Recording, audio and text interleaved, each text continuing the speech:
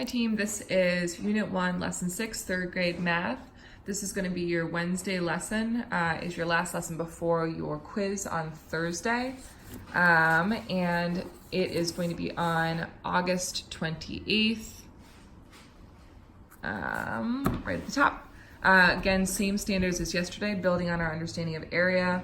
That area is the amount of space an object takes up on a flat plane with no gaps or overlaps. Today we're going to measure and compare the area of shapes by counting the total number of square units that cover up a shape and accounting for unit size. If you did not take the time to pause and teach square units yesterday during the discussion, you are already going to have a gap today and need to be cognizant of that. Please read and annotate. Note, because there's so much conceptual foundation being laid to solidify this lesson, the introduction is a bit longer than usual. So be aware of that. The workshop and discussion are both on the shorter side to account for that. Different shapes have the same amount of area, and different units of measurement result in different area. You can create different squares or rectangles with the same area by creating arrays.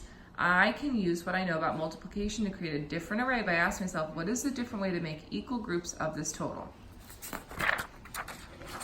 So today, we want kids at the end to be able to look at a problem and say that I can draw the same rectangle with a different number of square units.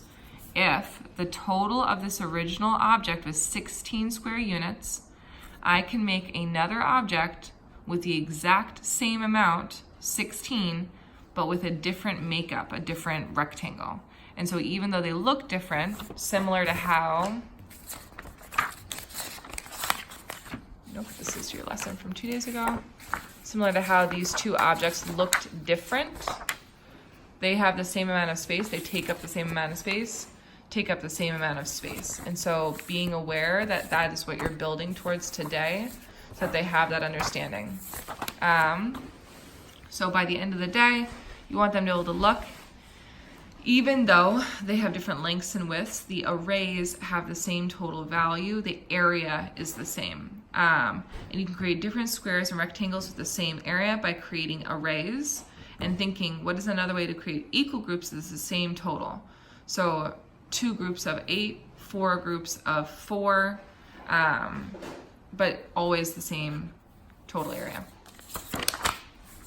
Reading through, they get to play with it a little bit as they jump into this problem today, which is Lena uses her inch square tiles to create a shape with the area of 16 units. Using your inch squares, so today is just inch squares, so not the shapes from the day before, but actual inch squares, so asking for those tools, create a shape that Lena could have made.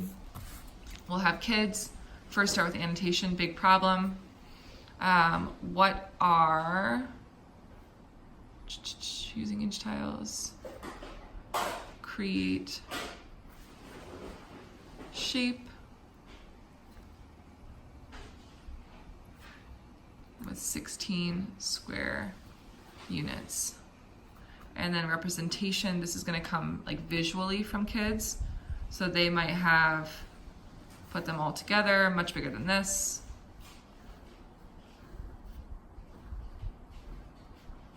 And we want them to not just play with the two, I've actually created with the square tiles, but also visually draw on the sides.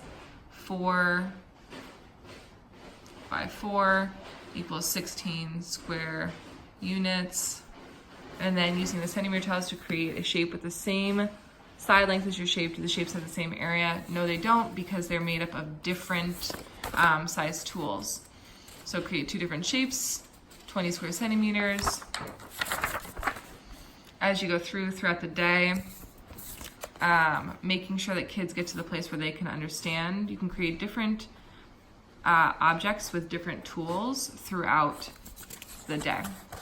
This is a little bit of a funky intro because the inch tiles and the square centimeter tiles, you need both of these. But the key takeaway is, like, I can create multiple different objects with my inch tiles and multiple different objects with my centimeter tiles, but they're not the same because they don't take up the same amount of space. That's the crux of area. But this builds the, I can use different lengths and widths in different arrays to create the same tool. So when they get to the exit ticket for the day, using each of these, create another model that has the same size or the same area, but with different length and width. And Zach creates a rectangle with an area of 6 square inches. Luke makes a rectangle with an area of 6 square centimeters. Do they have the same? So there's 2 takeaways in this pretty massive lesson. One, that I can make multiple objects with different lengths and widths, but the same area. And this is from the first intro problem. They have to have the same unit tool to be considered the same. And so if it's inches and centimeters, it's actually not the same. It's like if I said, like, let's measure with triangles and squares.